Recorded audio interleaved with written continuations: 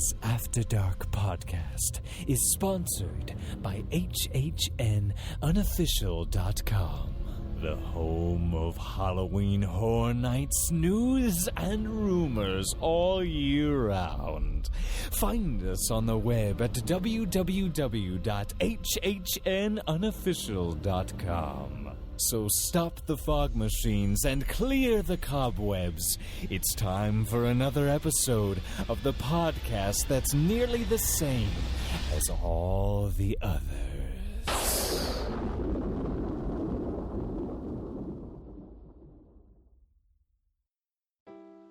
Wendy Presser at Magical Journeys Travel is proud to be a sponsor of the After Dark Podcast Network.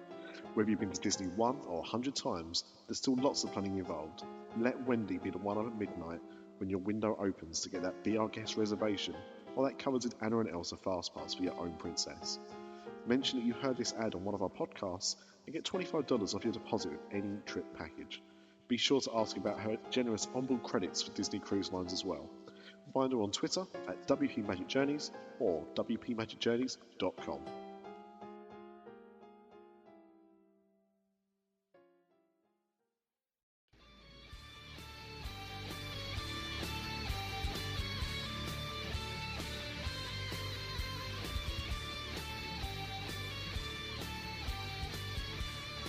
Welcome to Universal After Dark, a Universal podcast that's not the same as all the others. Hi and welcome to this week's Universal After Dark. I'm Amanda and I'm going to be your host today, and I'm joined by Craig.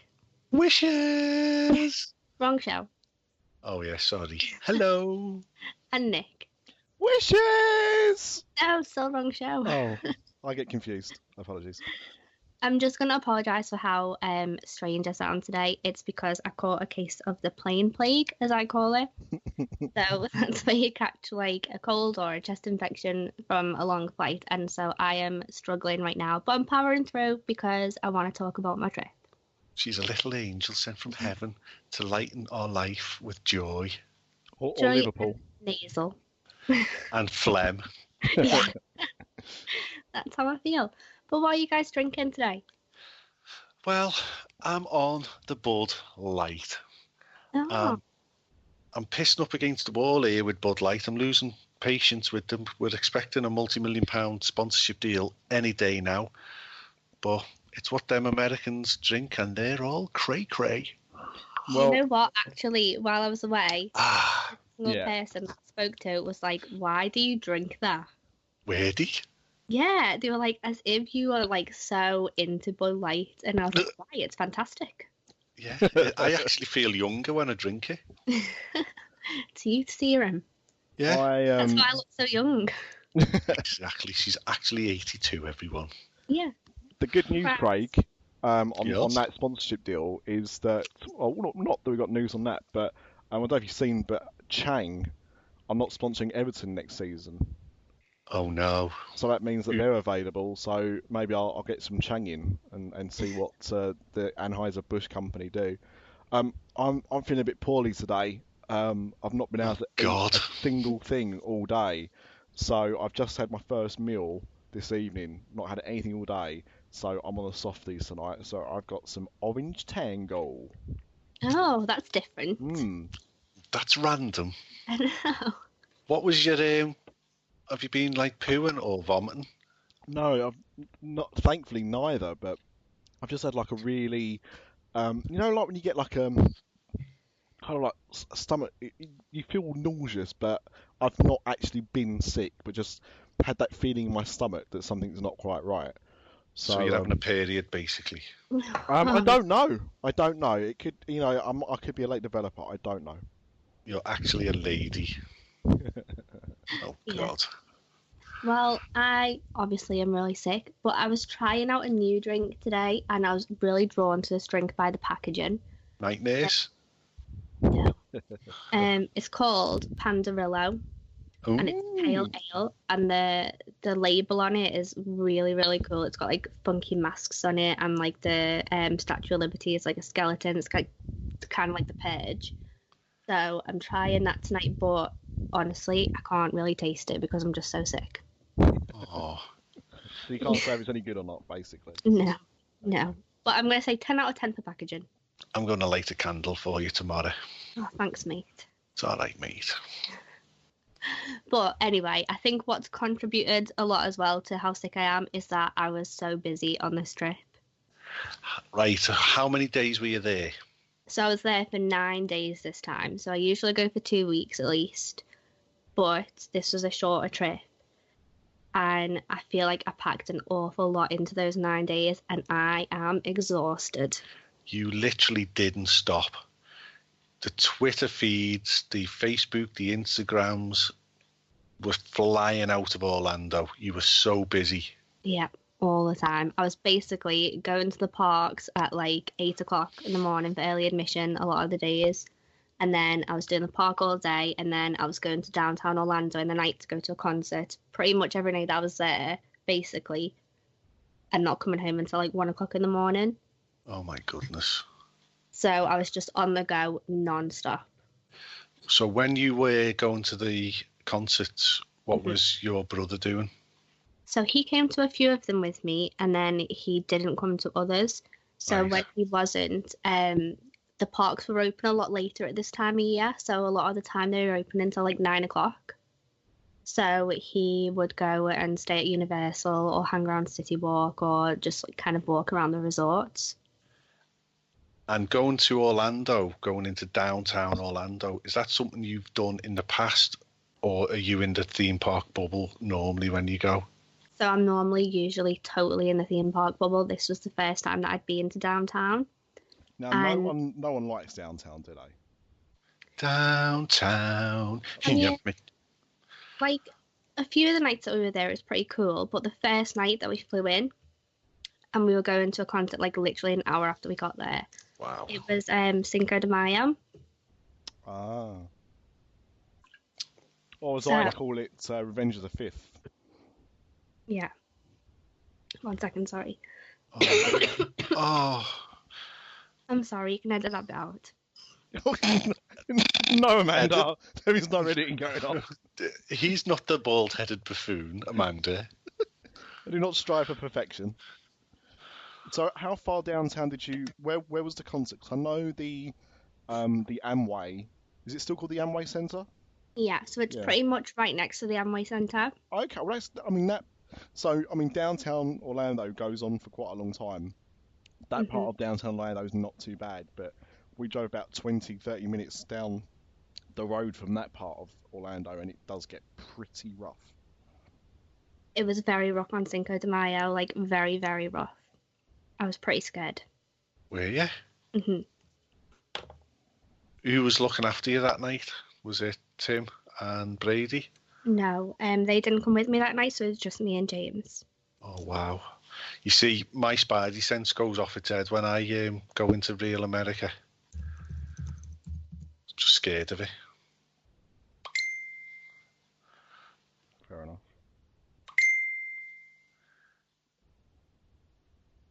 Oh, I'm bleeping. I'm getting messages left, right, and centre. I couldn't work out if you was getting messages left, right, and centre, or that was just your clock. And you upgraded No. from the grandfather clock to a digital clock. No, it's not. My clock will be chiming though in 10 minutes. Oh, it's a good indication of how far we're getting into a show. I know. Ish. Okay, I'm so sorry. I'm just dying. Oh, Amanda. I know. Oh, there's me in my ear. Oh, hello.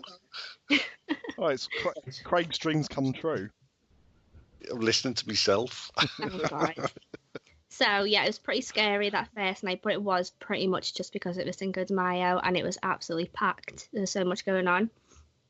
But the rest of the nights that we went, it was fine. But I had such troubles with taxi drivers. Oh. They just didn't know where they were going. Oh. And I was like, guys, you live here. This is your city. But what did And I'm you... not going somewhere random. I'm going to the middle of your city. So just remind us who it was you were seeing in concert the first night you were there. It was State Champs on the first night. Who? And then State Champs, so they're a pop punk band. They're kind of new-ish. State Champs. State Champs. Okay. It's And too then old. all Too the old. other nights I was seeing my favourites, New Found Glory. And this was the first time you'd managed to see them in Orlando, wasn't it? Yeah, because usually they play pretty much every year around September or October time, but it's usually like the weekend that I'm flying home, so I never get to see them in Orlando. Oh my God, the world's biggest spider's just come into the freaking living room. Jesus wept. Hold on. I've got to drink my drink so I can put the glass on its head.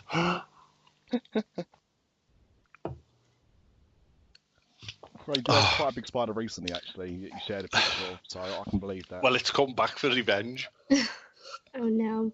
I think it's because I killed its family. Stay there, you bastard. Oh my God, that's an angry spider. Is it Right, trying to climb sorry. the glass? It's freaking broke the glass. It's holding the glass up to my throat now. Oh, right. Carry on, my fair America. So I went to see New Found Glory for the rest of the nights, and it was the first time in Orlando, but not the first time in general because I've actually liked them since I was 12. So I've seen them quite a few times, but it's still always such a fun time to see them. And they were fantastic. Never heard of them. Even I've heard of New Found Glory, but I don't know many of their songs, but I've heard some of their songs. They're absolutely brilliant. And basically, they've been around since 1997. So they played 6 of their biggest albums or earliest albums over 3 nights. So they basically had to kind of relearn songs that they had maybe never played live before or haven't played live for like 15 or 20 years. Yep. And it was incredible. That's quite cool. It was awesome. I had so much fun. Did you get to meet them at the venue? So I met half the band at the venue one night when I was running a little bit late, and because of the taxi. And I pulled up, and 2 of the guys, Cyrus and Ian, were stood outside the venue. So I met them then. And then the next day when I was at Universal, Tim tweeted me to say that Chad was going to be in the park. And I was like, oh, like, it'd be amazing to see him because I've literally, like, I'll just tell you guys it's a secret. But I've had a crush on Chad since I was, like, 12 years old. We won't tell him. Yeah, we won't tell nobody him. tell him. Nobody say anything. So then I bumped into him near Men in Black, so that was cool. But I didn't get to talk to him. I tried to act cool. Did you giggle? I didn't. No. No, I was trying to act super cool. But he's a super nice guy, so it's always nice to see him anyway. Oh, that's nice. I know, I'm so happy. That's nice. Yeah. Well, So, apart from concerts, like, probably the other biggest thing that I really loved was the fact that the parks were open until later, so I could see Cinematic Spectacular, which I never ever get to see in September. I've still never seen it. Haven't you? No. Well, It's strange to be in the park at night when it's not Halloween Horror Nights. Yeah, I can imagine that. Because Like, that's really weird. We've never done Universal in the dark, really. Only at Halloween Horror Nights, because having the kids, you're getting them back to the hotel because they're knackered and whatever. I was going to say, I think when I've been out there, to be honest, because I'm normally there, well, both times I've been like September, October time, so I don't think Universal's been open past about 6 o'clock anyway because of getting ready for Halloween Horror Nights. So the only time I've done it in the dark is Halloween Horror Night. Yeah, I'm the same, I think. Exactly, so it was strange, and it was strange even in the daytime to be walking around and have so much space because there's no scare zones out. Oh, yeah. It was really, really weird. Even like the hub grass near the music stage, that was all empty. Everyone was sitting on the grass. It was weird. So day 1 of Universal, which park did you hit first? Both. All right. So every day that I was there, I did both parks. Wowee. I know. So I headed on the first day, we went to Universal first thing in the morning because the first thing I wanted to do was get a return ticket for Fallon. How was that? Just on your phone? That was on my phone. I was a bit unsure of how to do it, so I just went over to one of the team members and he showed me how to do it. Because first thing in the morning, you can't do it from the stands that they have. Right. You can only do it through the app until I think it's about 11 o'clock. Top tip, everyone. Top tip. So he showed me how to do it, and it's actually really, really easy. I'll post a screenshot of how to do it if it'll show me on our Facebook page. But really, really easy. So then we went to go and ride the mummy until it was our turn to go on it. And I was like the most excited person in the entire world waiting to ride Fallon. I was super, super hyped for it. And so we went in, and I was kind of expecting that where all of the memorabilia is, and they have like the big peacock light on the ceiling, I was expecting that that's where your colour would change. We were kind of hanging around in that room for a little bit until someone came over and was like, actually, no, it's upstairs. It will be down here eventually, but for right now it's upstairs. So we went up and saw the Ragtime Gals playing. They are so cute. They are adorable. How packed is the area while they're playing? That first time it was pretty packed because they just opened the kiosks, so there was a lot of people in there. But it empties out pretty quickly. So I think we waited for maybe about 5 or 10 minutes, and then we went through. So then you go through and you do queue up for a little bit just to actually get into the screen room. But then once you're in there, it's pretty quick. The ride's pretty short. It's probably about 3 minutes long, maybe. But it's so much fun. So what would you describe it as? Because, I mean, obviously we've heard a lot of people describe what the ride is or the technology is kind of like, but I'd like to hear your opinion having been on it. Okay, I would say it's kind of a mixture between Despicable Me and Star Tours with a little bit of soaring. Question time. I never went on Jimmy Neutron, so I've never actually been on any of the attractions that have been housed in that building. So I never did. I think, Fantastic World had already gone, and then it was Jimmy Neutron, wasn't it? Mm-hmm. And then it was Minions after Jimmy Neutron. Mm-hmm. Yeah. So both times I was there when Jimmy Neutron was open, I didn't actually go on it. Well, it's basically you're sat in a big room in the Tonight Show audience chairs. Yep. And it kind of moves around like Star Tours and Despicable Me. Oh, that means it's 10 o'clock. It's 10 o'clock, guys and girls. It's time for naked podcasting. I'm already naked anyway. There you go. So, the room's kind of moving around, and obviously there's movements on the screen. You've got your 3D glasses. And I just thought it was a super fun, really cute ride. I really enjoyed it. So it's not an e-ticket attraction, but it's a solid addition to the park. Yeah, definitely. And I did go on it a few times, but I went on it about 4 or 5 times, so it's definitely re-rideable. I'd heard a lot of people say that they wouldn't go on it again. It's like a one-time thing. But I went on it quite a few times, and I really enjoyed it. I don't see the point in flying halfway across the world to get over there to do something once and go, I've done it now. If you're there for a limited time, you've got to use your time. Exactly, that's it. And it was so hot as well last week. It was crazy hot. It hadn't rained for a long time. It was like 35, 36 degrees every single day. And being in there in the air conditioning was amazing. Did you get to sit on the couches and charge your phone? I didn't charge my phone, but I did get to sit on the couches. I got to meet Hashtag. I love Hashtag. So that was super fun. A little dance, didn't you? We did a little dance. I loved it. Oh.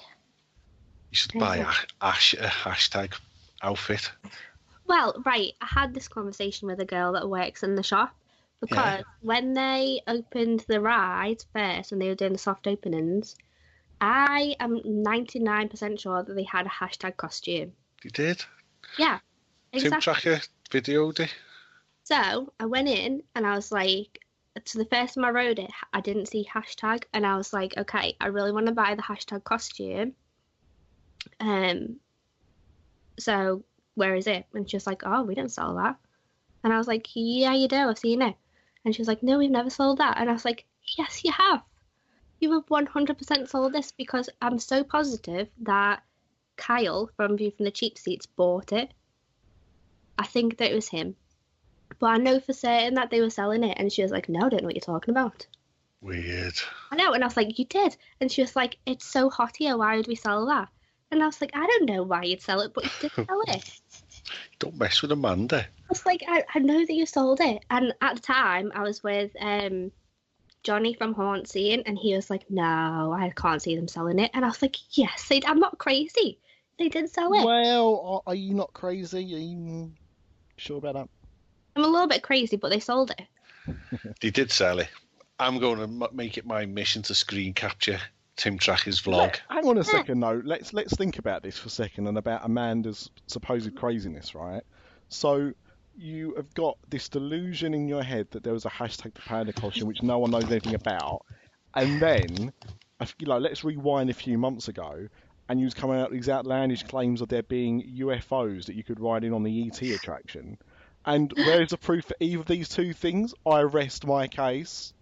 Honestly, the ET thing drives me mental. Mental. To the point where I was meeting people that worked for Universal, and I was like, please, please, please, please, help me to find these pictures because they existed. And they're all going, really? Really? They like, must have known. Yes, they did.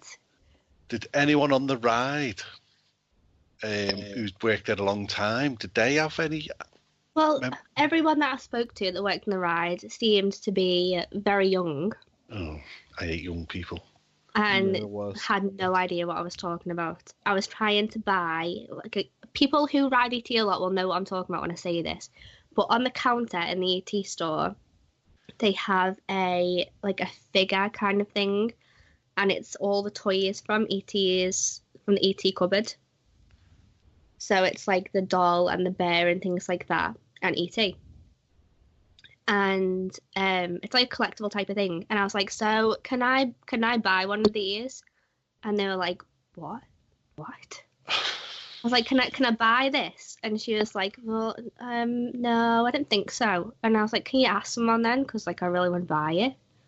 And she was like, I don't really know what it is. And I was like, turn around and look at the cupboard.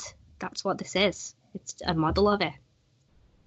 And she was like, oh, I think you're just a really big ET fan. Is that a thing? People who ride ET a lot? Is that actually a thing, is it? Here's the thing, but apparently they don't sell it. They also weren't selling. So some people that follow me on Twitter will know that my iPhone 6 broke just before I went away. Yep. So I had to buy an iPhone 7 Plus. Oosh. I know, it was expensive. And I always have an ET phone case. Since they started bringing out these phone cases, I've always had, for every phone that I've had, an ET phone case. Not for the 7 Plus, I bet. Not for the 7 Plus. They do it for the 6S Plus. But they don't do it for the 7 Plus. And the camera hole is too small. To be honest, though, I've noticed this a lot with Disney are the same. They seem to be about a year behind the curve. I think they make so many phone cases when a new phone comes out that they have so much stock laying about that they just decide not to release. When you look at all the manufacturers release phone cases within weeks of a new iPhone coming out, for example. Did they have iPhone 7 cases? They had regular iPhone 7, but they just didn't have the 7 Plus. But then they have machines where you can make your own phone case using Universal Images, but they didn't have any ET. Oh, what does that say about the long-time future of the ride? I've heard that it's staying. Did Steven Spielberg come to you in your dreams? Yeah. Floating above your bed like a ghost from Christmas Carol? Yep, that's what happened. That's a lie. That's a lie. Right now. That's a lie. That right there's a lie. And I'll tell you why. Because Steven Spielberg doesn't like heights. He can't float anymore. No, he crawled along the floor to me in my dream. Like a zombie. He was like, Amanda, E.T.'s staying, and I'll get you your phone case, girl, don't worry. He's from Bootle. Yeah. So I don't have an ET phone case anymore, and I'm pretty upset about it. But I did email Universal, and they said they're just not printing them just now. So don't worry, people. We'll get ET phone cases soon, maybe. I hope. Now, you got to breathe the same air as Matt Corn. I did. Oh my god. He is adorable. Adorable. Is he taller than you or smaller than you? He's an awful lot taller than me. Is he? Yeah. Yeah. But most people are because I am tiny. But he is the nicest guy ever. Did you get... Oh, you didn't give him a badge, did you? No, I didn't take my bag with me that day. But, honestly, the nicest guy. Is he a listener? I think that he's listened to us before. Did he know who you were? Yeah. No. Yeah. So who met who? He tweeted me something. I don't remember what he tweeted me, and I was like, "Where are you? Like, I've been dead excited to meet you." And then I met up with another one of my friends, and they had texted him to say where we were, and then he came and met us. Oh my goodness. Oh, Matt Corn. Did you smell him? No. What was his hair? Did his hair feel nice? I didn't touch his hair. God, Craig, get a room.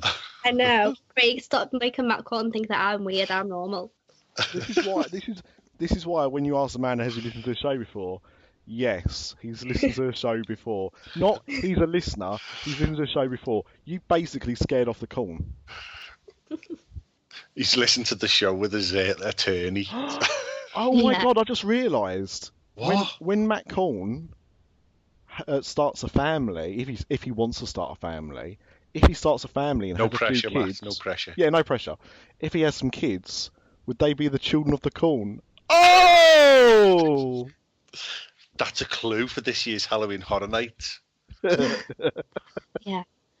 But he is genuinely so nice. He's such a lovely person. Every person pretty much that I met while I was away were wonderful. I had so much fun with everybody. That's awesome. Yeah. So more importantly, let's kind of go back to this because you had a very big secret on this trip. Oh, yes. So let's start with that. Well, not start with that. Let's go back to that. Okay. So for a very long time, I've been keeping a secret that I was going to surprise my little brother and take him to Florida with me. So he hadn't been to Florida for 10 years. Last time he went was 2007. So I did film this, so it will be on YouTube, but I don't think I filmed it very well because it was a pretty exciting moment. But basically, we went to the airport and he thought that he was coming to just see me off at the airport because I was going by myself and I was scared. So he walked me up to the door of the airport and I was like, oh wait, let me just double check that I've got everything before you leave me. I went through my bag and then I took my passport out and I was like, oh my God, James, I brought your passport instead of mine by accident. And I started freaking out. And he's like, oh no, what are you going to do? We'll have to ring Ash. And I'm like, yeah, you're going to have to ring Ash and tell her to bring my passport. And so I was freaking. And then I pulled my actual passport out. And he was like, oh, you've got it. Why have you got two? And I was like, oh, well, you may as well keep that and just come with me. And he was like, that's funny. And I was like, no, really. You come with me. And he was just so emotional. It was crazy. It was so funny. Oh, did he cry? I think he was trying not to, but he looked like he was going to cry. Oh, good lad. I know, he was trying to be tough. But he was so excited. And, you know, he hasn't been for 10 years. So much at Universal's changed in those 10 years. Like, no Twister, no Disaster.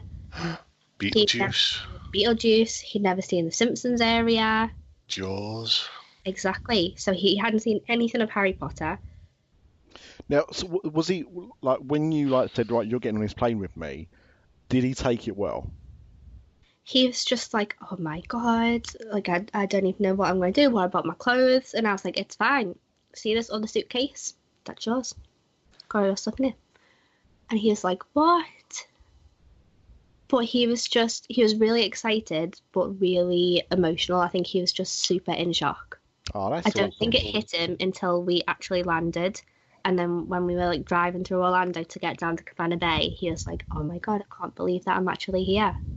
So are you, because obviously we know how close you are with your sister, are you as close to your brother? And this isn't to start a fight, don't get me wrong.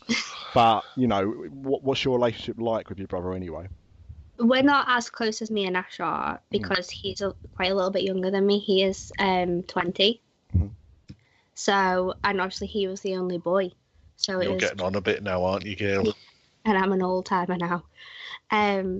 So me and Ash are definitely a lot closer, and he's lived away in the Lake District for quite a while too. Mm. So I don't really get to spend an awful lot of time with him anymore, and obviously because I moved away quite a while ago as well, I just don't really get to see him as much. So it was nice to be able to spend a week with him, just me and him. Yeah, that's awesome. But he absolutely loved it. He was blown away by Harry Potter. He loved Kong. He couldn't get over how great Kong was. Oh, that wasn't your first time on Kong, was it? You went on it last October, didn't you? I went on it last year. But I'm a massive fan of Kong anyway. I feel the same way that others do, that, we've got quite a lot of screen-based rides, but I'm not negative about that. I think sometimes to pull off an effect that you need in the ride, sometimes you do need to do it with a screen. Yeah, you don't need a 30-foot animatronic or anything, Well, I mean, the Kong at the end's awesome. I think it's a really, really good animatronic. And I think the theming of the ride's amazing. I think all the set design's amazing. The Skull Island gate absolutely blows me away every time I see it. It's fantastic. And he felt the same, so I was really glad that he liked it. I do get very jealous. I would love to go on Kong. I'd love to go back before they knock Kong down to build something else, to be honest. But, maybe one day. Maybe one day. Yeah. Maybe one day. Maybe one day. You never know, old bean. I'll have to just keep asking for the fairy godmother to visit. So what else? I kind of took you off track there. So what else was you going to talk about? So my Volcano Bay view. I was blown away when I got into my room. Basically, before I went away, I always email any hotel that I stay in before I go, just to say, like, can I have like a specific type of room? And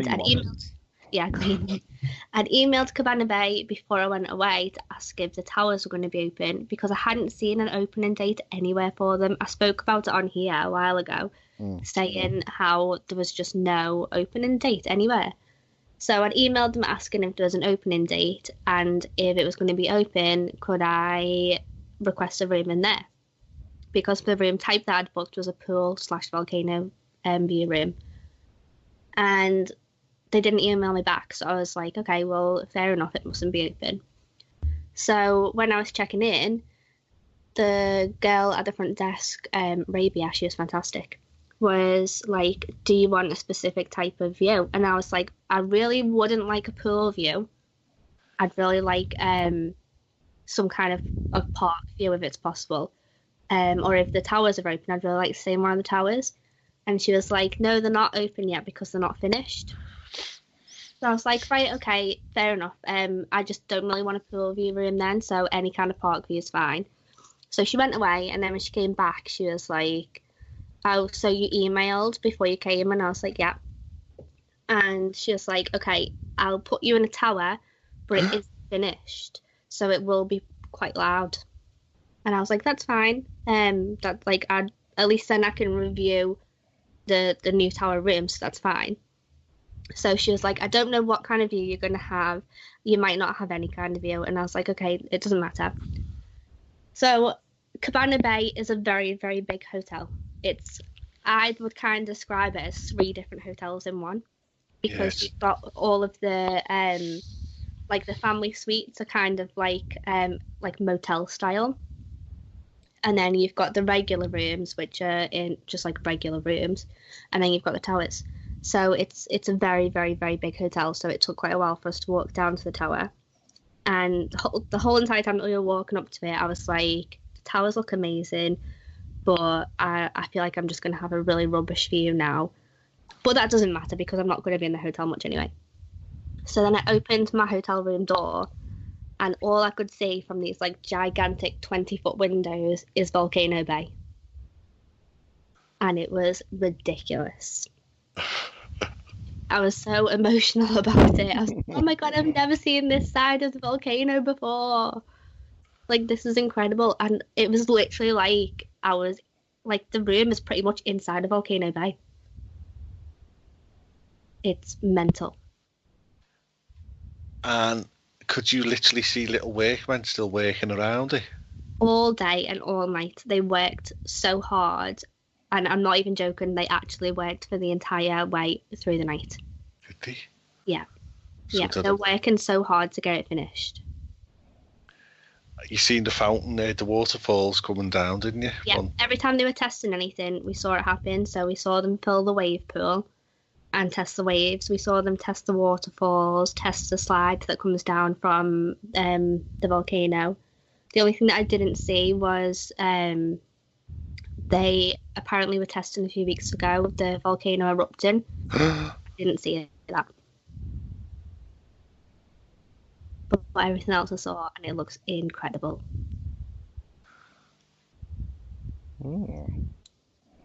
So that will be, I suppose that'll be open by the time you go back anyway, won't it? Yeah, so that's opening on the 25th of this month, so they don't really have a long time left to finish it. But everything does look pretty much almost done now. But it just looks like such a fun park. I'm so jealous. Are they testing the slides and stuff? Are they like putting people down them or what? How are they doing that? I didn't see them testing people, but I did see them taking like the rafts up and stuff like that, and I saw people in the wave pool. I think that they were just maybe testing like maybe the depth or something, I'm not too sure. People who've donated their bodies to medical science. Just all these corpses floating. Yeah, but it looks absolutely so good. It's going to be amazing. And I got an annual pass this year, so they gave me the option of upgrading my annual pass for $99 so that I could add Volcano Bay onto it. Okay. But I didn't do it. Oh, why? Because Ash isn't really into water parks. So if we go to Volcano Bay, we're probably only going to go one time in September. And a one-day ticket right now is like $70. Oh, yeah, okay. Pretty majestic. It did look absolutely phenomenal. It was awesome. And honestly, as soon as I put it on Twitter, like my phone didn't stop for like 2 days straight because everyone was like, oh my God, what? You must have done some tweeting on this holiday, I tell you, girl. I didn't stop because they just kept doing like fun stuff with Volcano Bay. So I was tweeting that out, and then I was tweeting out like with all the fun people that I was meeting. So I didn't stop. So you've actually done a review of the room for your channel. Yeah. Oh, that will. Stuart, my mate, he did Butlins, I think, in Skegness. Skeggy. I'm sure it was Skeggy Butlins, and he did a review of his room, and it's on YouTube. I'll find it. I'll share it, and that's about all he's ever done on YouTube. This one video. Oh, really? And it's had hundreds upon hundreds and hundreds of hits. Wow, that's good. So you doing this room with that view, you'll be a millionaire in YouTube money. Honestly, if people are thinking of going to Volcano Bay and they're not going to stay in Cabana Bay, I think you're silly. Like, you need to stay in Cabana and you need to stay in one of those tower rooms, and that'll just make your experience so much better. That's the first time you stayed in Cabana Bay, innit? Yeah. Usually I'm a little bit, like, down on Cabana Bay. Because Ash usually does stay there, and I'm usually like, oh, like, it's not my favourite. But it was fantastic. I can't fault anything about it. And it was warm. Oh. I usually complain that it's always cold in there, but it was actually warm this time, so it's fine. It is a beautiful hotel. It's gorgeous. It's absolutely gorgeous. The staff are amazing. The characters are always around in the lobby. It was so fun. Did you manage to see any robots? No, I didn't, and I was so upset. Oh. I know. I was like, that's all I wanted out of life, was to see these robots, and now I'm seeing them. So have you never seen Optimus or Bumblebee or Megatron? Well, I've seen them, but I haven't seen the fancy Cabana Bay ones. Oh, I didn't realise Cabana Bay had robots. Yeah, like... they were testing them a couple of months ago, and then they were doing it again maybe about a week or two before I left. But I didn't see them. So what's that? What do they do then? I think it's kind of like a concierge type thing. Oh, okay. So if you want any extras, little sex robot. Maybe. It's when you order a bit of food in it or whatever, and you just stick it in the robot, and it drives up to your room and knocks on the door for you. I have actually no idea what they do. That's why I was so desperate to see them. But they weren't out, so I don't know whether that means that they've just finished doing the testing or whether they just decided that they didn't want to use them. But everything else about the hotel was amazing. The lazy river was gorgeous. That was probably one of the funnest days I had, because it's quite rare that I do spend time by the pool, because I'm very pale. It's a waste of a day, isn't it? That's how I feel. I feel like I'm wasting my day and I'm just going to burn. So it's quite rare that I do spend time around the pool, but I knew that if I didn't have some kind of chill day, I was definitely going to wear myself out. So on the first night of Newfound Glory, I just spent the day, I went down to iDrive. I went and picked some things up from Walgreens, and then walked up to the Eye, and then I just went back to the pool. And if you book your holiday with Virgin Holidays, you get 2 free dinghies, like tubes, for the lazy river. Otherwise you have to pay for them, and they're about $10 each. But if you book with Virgin Holidays, you get 2 free. And if you book with Virgin Holidays, you get a complimentary cocktail. Mm. So that's good. Did you get wellied this holiday? You know what? I didn't this time. That's good. I know, but I feel like it was because I really was so excited to see Newfound Glory, and basically, for those that don't know who they are, they tend to play pretty big venues. So, and they'll sell them out. So there'll be hundreds and hundreds and hundreds of people at these venues, but they are from Florida, and they basically used to play in this really tiny venue in downtown Orlando years ago when they first started. So as a kind of like nostalgic type of thing, they played in this venue now. So I think the max capacity of this venue was about 200 people. It was very, very small. And I just kind of wanted to be able to appreciate it without being drunk. So I didn't get drunk. Sensible. That's old age, that. I know. Yeah, I'm just too old to drink now. Bog-eyed Boston is a thing of the past. I know. I did get my drink that shall not be named from Hogsmeade, though. And I did have a little bit of Bud Light. Oh. But that's all. Very sensible. And who won the Men in Black challenge? Oh, right. Basically, every time that I'd meet somebody, I challenged them to play Men in Black. Yeah. So every person that I met, like, I challenged them. And I'm not very good at playing gun games. Like, I've just never been good at it. Ash is the one that's good at it. But I met up with Joey and Mikey from Magic City Mayhem. And Joey taught me how to play Men in Black properly. So all the secrets that Ash knew that she never told me, Joey told me. So now I'm an absolute champ at Men in Black, and I beat everybody at Men in Black. Isn't it just a poor man's Buzz Lightyear, though?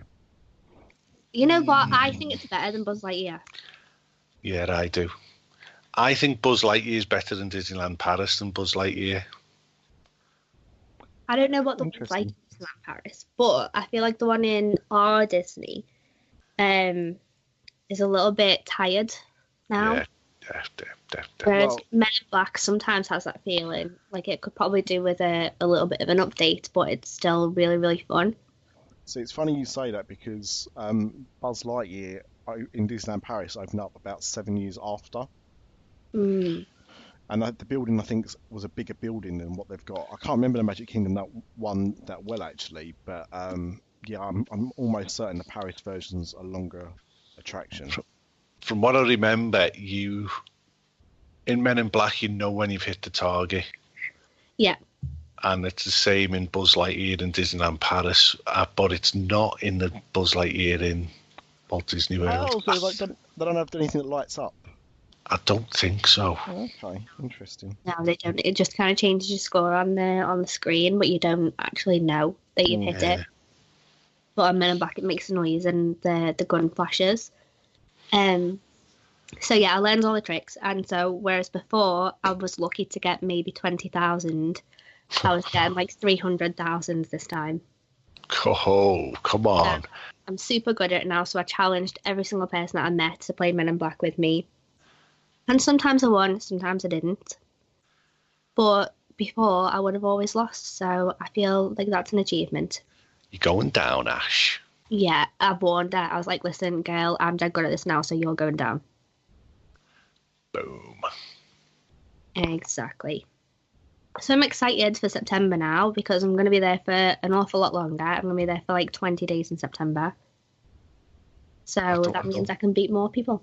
I don't think my phone will take all your tweets for 20 days. I know, I don't think it will either. I was very sweet happy. Do you, so you went there for 9 days? Uh-huh. And you didn't leave Universal, really, did you, over that 9-day period?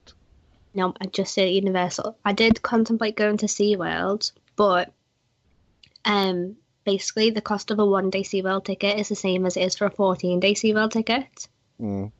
So I decided against it because I love SeaWorld because I love some of the things that they do with conservation, and I love the rides at SeaWorld, but there's some things at SeaWorld that I just really don't like. So basically when I go to SeaWorld now, it's purely to realistically go on the rides. Uh-oh. Dramatic bong. I know. Realistically, to go on all the rides. Bong. Yeah, but I basically felt like it wasn't worth $100 for me to go and just spend the morning riding Manta and Miko. Yeah, nice. I think that's completely understandable. Yeah. So I didn't go. I just stayed at Universal. And you know what? It was actually, I've been to Orlando before and just done Universal by itself for 2 weeks. So I knew that it was going to be fine for me to go for the 9 days and go to Universal pretty much every day. But would you say 2 weeks is too long just to be there and not kind of go out? What you want out of it. Like, I really, really like Universal because I think it's a very chilled out park. So I enjoyed this time that I could just kind of walk around and I didn't feel like I had to go on every single ride straight away and do everything, and I could just spend the morning at Universal and then go over to Islands and then come back to Universal later on in the night. I just took it really chilled. So it's nice to do that. Maybe 2 weeks is a little bit too much if you're not doing anything else at all. But again, I felt like it was fine. It depends what you want out of it. I think there's potentially enough stuff to keep you going. Yeah. Especially with the third gate open, that is Volcano Bay. But I don't know. Yeah, you can. Of course you can. The Malibis did it for 3 months, I think. But I think the thing is, like, for me, you know, if you look at Disney World, you've got 6 gates. Mm-hmm. You've got 4 main gates and 2 minor gates. Universal has got 2 gates and a minor gate open up. At the end of the day, a water park is not a main gate. You know, it doesn't matter how much. This is not just a water park. No, honestly, I know. Things that are in this park are incredible. But the thing is, like, a theme park is something for everybody. A water park has a couple of things for everybody, and that's it. Like, there's not enough variety in a water park generally. You know, I'm not a big fan of massive slides, so there are some slides that I would go on in a water park, but I probably wouldn't go on the biggest slides. And I enjoy a lazy river, but I probably wouldn't. To me, if I'm going out to Orlando, I wouldn't spend 2 or 3 days going to water parks.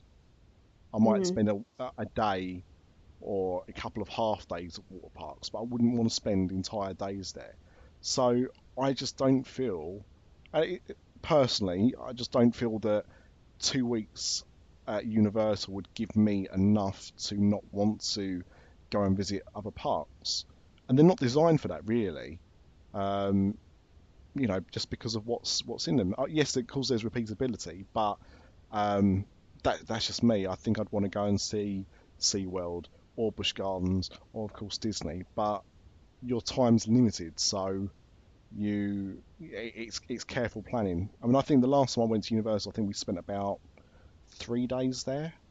Mm-hmm. And you know, Potter just opened, so I was conscious of that and everything. But in that 3 days, we've done everything that we wanted to. You know, multiple times in most cases, and we were content. But that's because we was also at Disney, so... Yeah, exactly. I do think it just depends entirely on what you want out of it and how you want to take your holiday. But I think when they get a third gate, it's a different story. Yeah, exactly. Like, I purely went to Orlando in May, like, seriously, purely just to go and see New Found Glory. That's the only reason that I went. And it worked out that I could get an annual pass for Universal for not much more than it was going to cost me for my 14-day ticket in September. So then it just happened that I could go to Universal for the week too. I did look into Disney to maybe go for 1 day, but again, like, we get such a good deal in England, and I think that we take that for granted sometimes. Yeah. How good of a deal we get on Disney tickets. But for me to go to Disney for 1 day, it was basically going to cost like £150 each for one park 1 day. I think we do and we don't, because I think the thing is, you know, the difference we've got is that people generally don't go to Disney for 5 days. Mm-hmm. They normally go for at least 2 weeks, if not longer. Whilst most Americans that vacay don't have 2 weeks to be able to go to theme parks in one sitting. So they will go for a shorter period. So I think, I mean, we do get a good deal, but I think it's because the packages are normally for 2 weeks, so they have to be competitive. If we were nearer, then we probably wouldn't get the deal that we get. Just wouldn't make sense. No, exactly. But it didn't make any kind of financial sense to me to spend that money for just 1 day. No. Especially when, usually when I go to Disney, I do it the same way that I do Universal, so I don't stay at one park for 1 day. I hop around different parks. That's just how I like doing it, because I've been so many times. I know what I want to go on and what I don't want to go on, and I skip out the stuff that I'm not really interested in. So I do like going between the parks, and with that particular ticket, I would have been stuck with just purely staying in one park for the whole day, and it just didn't seem like it was worth it. No, I'd agree. So you mentioned there about things that you skipped. So as somebody that's not gone to Universal for quite a while and doesn't appear to be going anytime soon, what rides would you what would those rides be that you wouldn't kind of choose to go on in that time period? Okay, so this time I didn't go on Terminator. Huh? Because it's not my favourite, and I don't like, nothing against people that work in there, because they're all fantastic performers, and I do enjoy watching them, but I feel like it does eat up a lot of time. Mm-hmm. because the pre-show is pretty long and then the show itself is pretty long. You can have a nice sleep in there. You can't have a nice sleep in there. You can have a disturbed. Very loud. But because I had so much to do, I was like, okay, this is going to take up maybe like 30, 40 minutes of my day. Mm. And I don't really have that time for something that I'm not really into. So I didn't do that. James did, because he likes it. So he did that on a day that I was doing something else. And I didn't do Shrek. Yeah. Because I'm also not into Shrek. I like Shrek, but I think with Terminator, it's one of those things where, because of the interactivity, because it's got people performing, I would go and choose to watch that again. But with Shrek, it's kind of like a glorified 10-minute film that acts as a sequel between Shrek and Shrek 2. Like, it bridges that gap. So it's not even like it's a truly original story or something. So I'm with you. I don't think I'd waste time doing that. Did you do the Simpson attractions? So not about the Simpsons ride. I'm talking about the things next door. Okay, so we did. We went to Moe's. We went to Duff Gardens. We didn't eat in the food court. But like I'm not really into the food that's in there anyway, except for in the like Lisa's bit. I didn't go on the Simpsons ride because I really, really don't like it. James did, because obviously he's never been on it before. He thought that it was good because he likes the Simpsons, but he misses Back to the Future. Which I think is a lot of people's opinions, to be honest. Yeah. But I think they're going to bring Back to the Future back in a different format. Do you? Yeah. I really do. At some point soon, third gate maybe, fourth gate, whatever you want to call it, or within Universal. Like they've honoured Kong, I think they'll honour Back to the Future. I do. I don't see. I'd love to, but I don't see it. Unless they make like a DeLorean roller coaster or something like that. I just don't know what else they could do. I think they've got to be conscious that they're ripping the heart out of every time they take something out. A little bit of their history goes, and we're now down to the point where it's a horror makeup show, and E.T. is all that's left, basically. But at the same time, you've got to remember that this isn't Universal Studios that are pulling the strings. It's actually Comcast. Yeah, and I think there's a lot of cash to be made from sentimentality. Is that a word? Yeah, and I do agree, but I don't know if they realise. You know, at the end of the day, like when you're owned by, it's different for Disney because Disney own their parks, or you know, are in charge of their parks. But with Universal, they're now owned by a corporation. So that corporation is about, right, what's making money? What can we do to capitalise on it? Hence, we need to build a new Fast and Furious attraction because that franchise is making money. Be silly not to. You know, they've got a new Mummy film coming out, and yes, the Mummy attraction that's there is based on the original remake from the 90s, but you know, in a way they can kind of tie in. And let's be honest, Kong isn't in Universal Studios because of nostalgia. Kong is there because at the time they announced it, they were making a new Kong film. Mm-hmm. You know, that was going to be Universal Pictures release, and in the end they obviously didn't release it. But that was corporate synergy right there. That wasn't down to nostalgia, unfortunately. Well, is there any sort of nods to the original Kong ride at the new Kong ride, like in the gift shop or anything? No. No, okay. It doesn't. It doesn't have a gift shop. Oh, a ride without a gift shop? It has a stand outside. Oh. But it doesn't have a gift shop. Because I mean, there is a Kong statue, isn't there, in the Mummy? Mm-hmm. Which I think I spotted one of the times that I went on there, in that first room. But yeah, I think that's the only kind of tribute that's there. I'm sure they've got an ET one in the Hollywood version as well. I don't know. I think so, because that's obviously what replaced. That's what they replaced ET with in Hollywood, is the Mummy. And I'm sure there's either a statue of ET or some kind of image in the hieroglyphics or something. But yeah, I'm sure there's a tribute to ET there. What did you eat in the Monster Cafe? Pizza. So I get pizza, and then they sell chili cheese fries. So I get chili cheese fries without the chili, because obviously I can't eat chili. So yeah, I get cheese fries and a gigantic pizza. Why can't you eat chili? Because it's meat. Oh, chili, not like chili. Like meat chili. Oh, so much chili. Yeah. So yeah, I get like cheese fries and a gigantic pizza.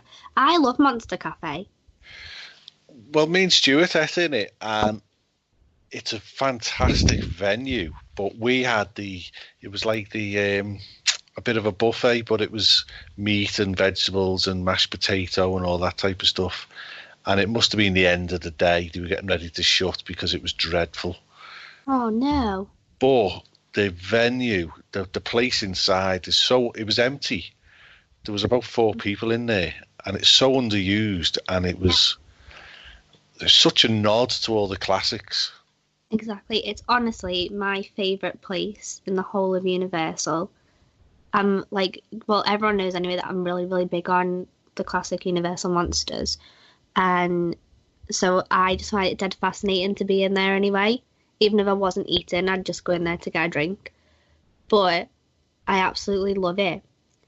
And I love pizza, so I'm not bothered that I can only eat pizza in there, so it's fine. I've made a rule in life that I don't trust anyone that doesn't like pizza. That's a good rule to have. Mm. It's a very good rule to have. But the pizza in there is like the size of my body. It's giant. You're tiny, though.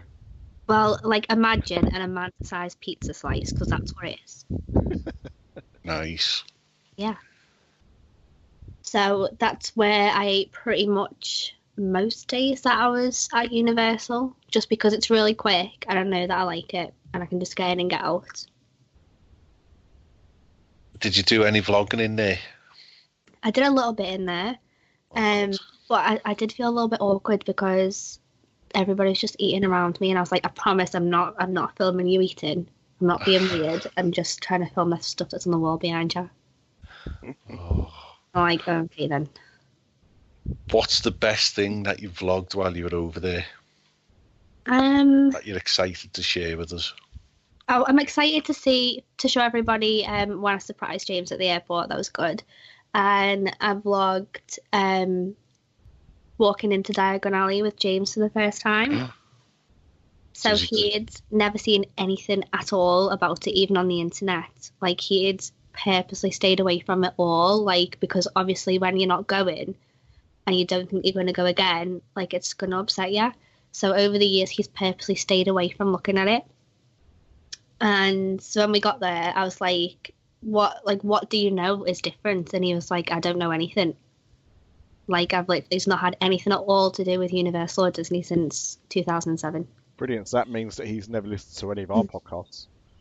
Well, exactly. But he was listening to us on the plane.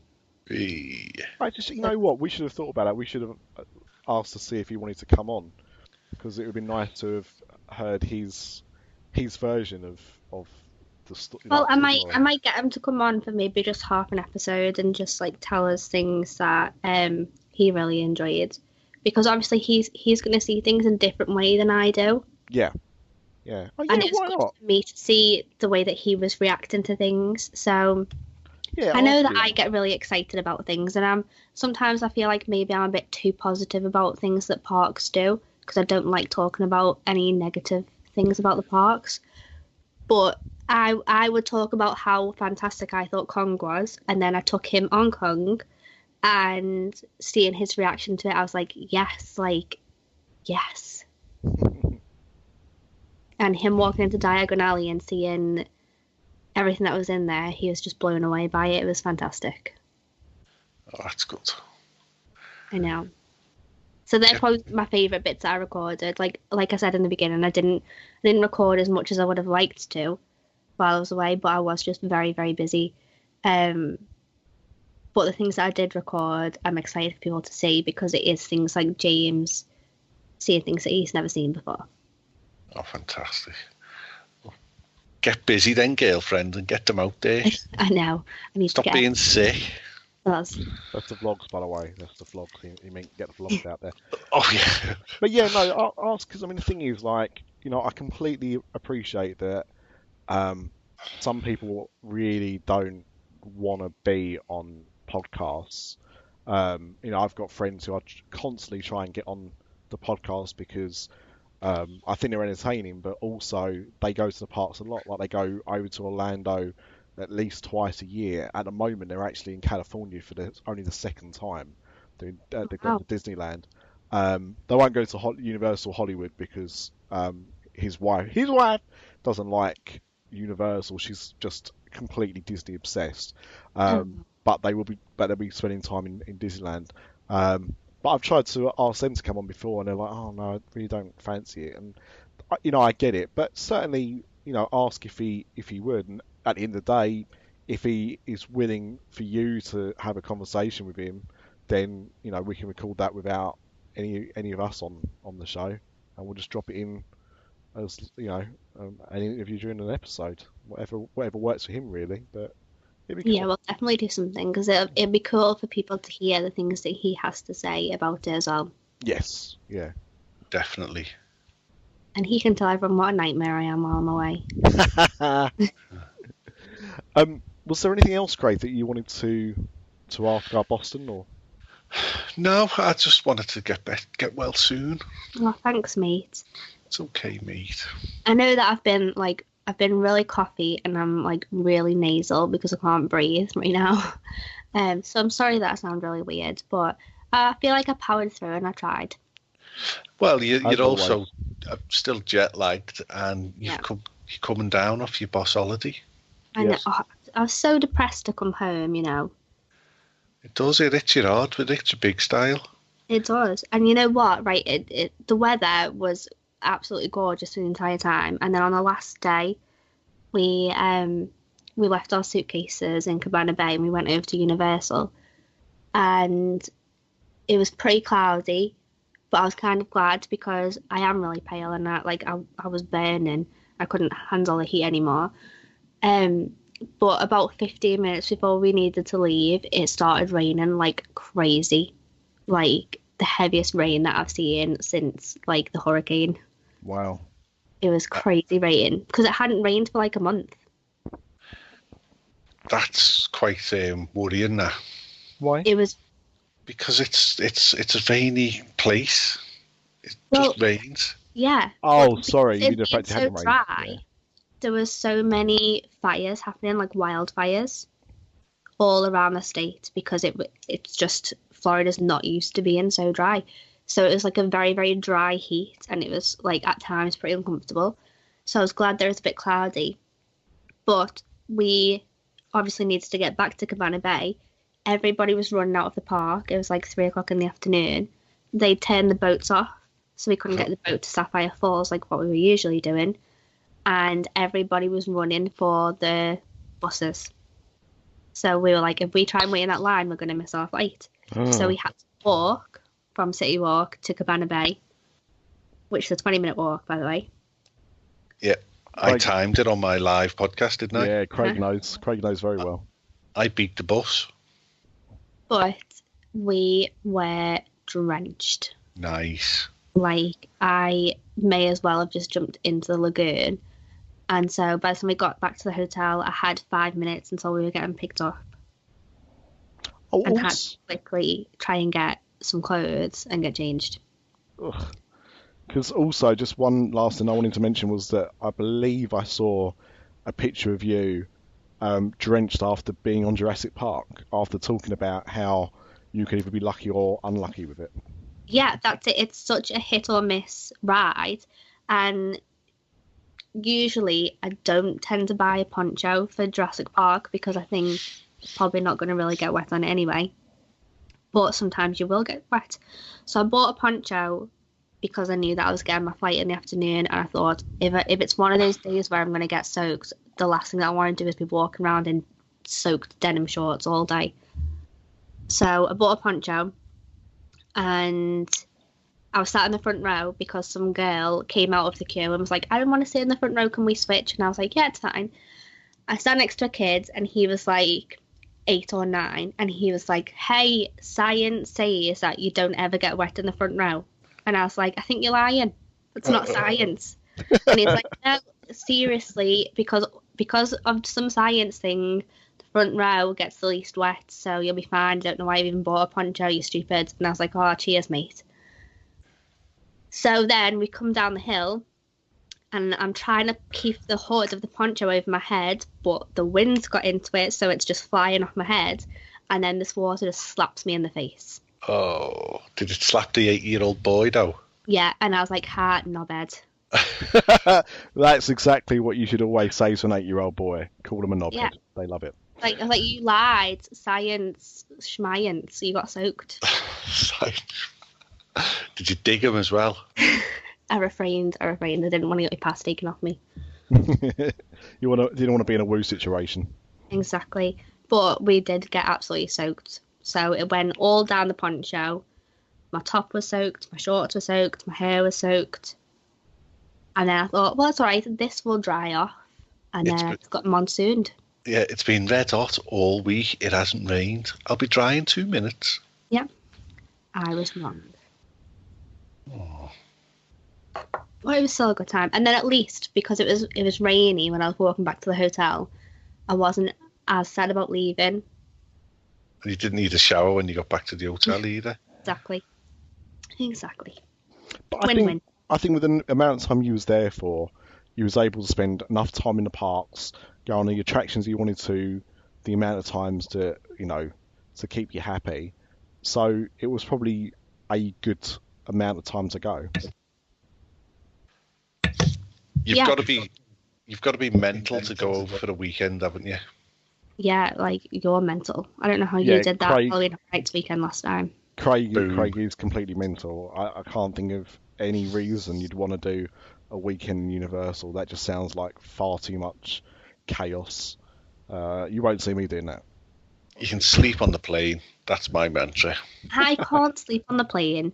No, I struggle. I really struggle to sleep on the plane. No. I did sleep a little bit on the way home, though, because no one sat next to me and James. So I made James sit on the end, and I just lay across the 2 seats and tried to sleep. That was probably a normal size bed for you. It was. It was. She didn't have to curl her legs up. No. Exactly. It was a good time. But yeah, like going for, like, usually I feel like if you go for 2 weeks, your first week always seems like forever, and then your second week goes really fast. Yeah, all the time. But going for 9 days, it was like the first maybe 3 or 4 days felt like forever, and then the last few days just went so fast. It was crazy.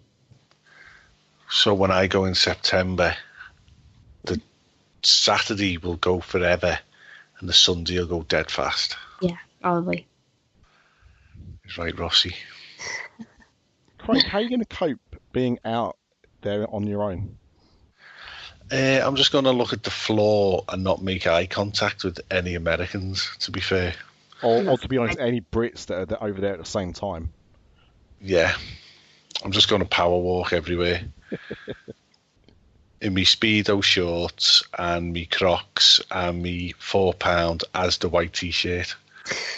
That is actually how Boniface likes to dress as well. Yeah. Bless his soul. Make you rest in pieces. Right. Let's wrap this one up, and then on the next episode, I think I'll talk a little bit about how I went for lunch with Jason Sorrell. Boom. Because I really want Chris to be on the episode. Chris, I used to know somebody called Chris. No, I feel like Chris is such stranger danger. I haven't spoken to him for a long time. Is he a writer? Does he have a book? He's an international man of mystery. Actually, you know what? I took Chris's book and read it on the plane again. Which one? I took the Monsters book. Oh, I'm reading that one now. So Dead I interesting. read that last year, and I read it on the plane last year, and I read it again on the plane this year because it is really interesting. Just before we sign off, dead quick, did you give badges out? I gave a couple of badges out, and I left a couple of badges around the park, but I'm not allowed to say that really, because you're not really allowed to take them in. I learned. But there's some. Does Jason Sorrell have a badge? No. Oh my goodness, Amanda. That was the day that I learned that you can't take them. She got tasered walking into the park And with also, a bag full of badges. Pretty much. And like one time I had James's backpack. So I didn't like carrying stuff around the park usually. So a lot of the time Ash carries like a cute little backpack and I'll just put my little bits in it. So James had a backpack and I was putting my stuff in that. But then if me and James would separate, I wouldn't have anything on me except my phone. But he went somewhere one time and left me with the bag and I was trying to put it into a locker on Forbidden Journey. And those lockers are a nightmare anyway. But I tried to put my hand into the locker and the pin was sticking out the front of the backpack. It got stuck in my hand and I couldn't get it out. And it was dark and I couldn't see. And I was like, oh my God, now I'm going to throw this from the bin. Oh, just nearly fainted. It was horrible. I was like, oh my God, I feel like my finger's going to fall off. Oh. Well, if you would like a badge, you can support us on Patreon and we'll send you out some badges. Yes. But otherwise, tough. And actually, just another last thing. Just because you was reading the book about monsters, is that we are less than, I think, 3 weeks away now from the opening of the new Mummy film. Oh.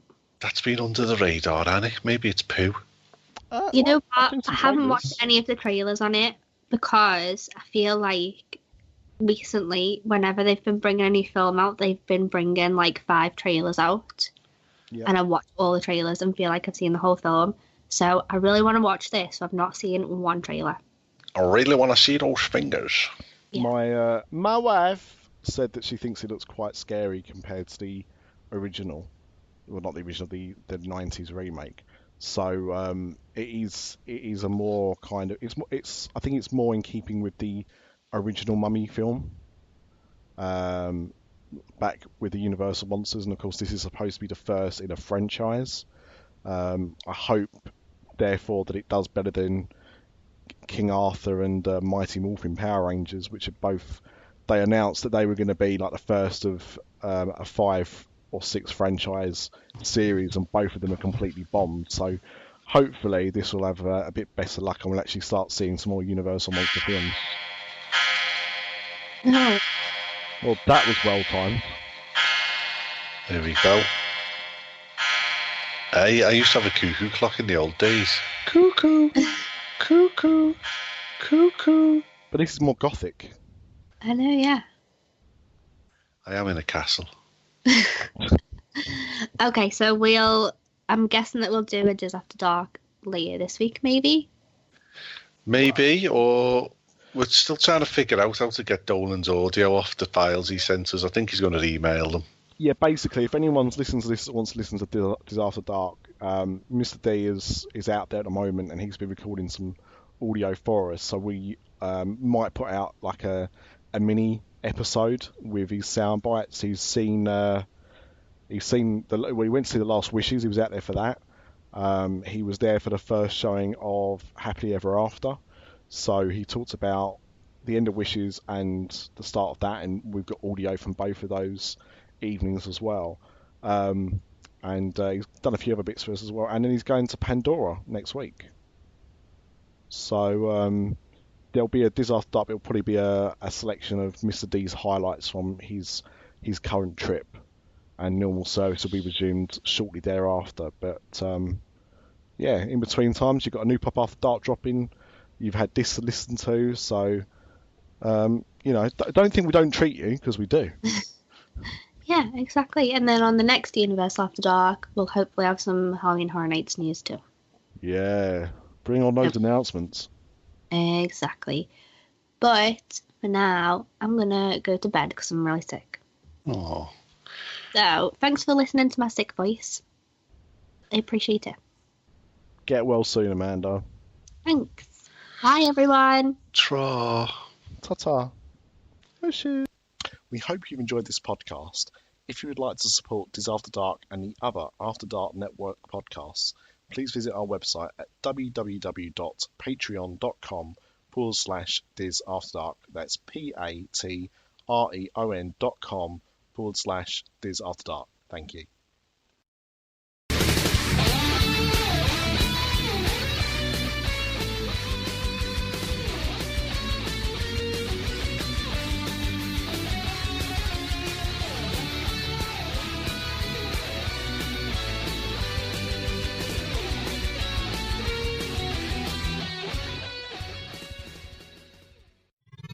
This podcast is part of the After Dark Podcast Network.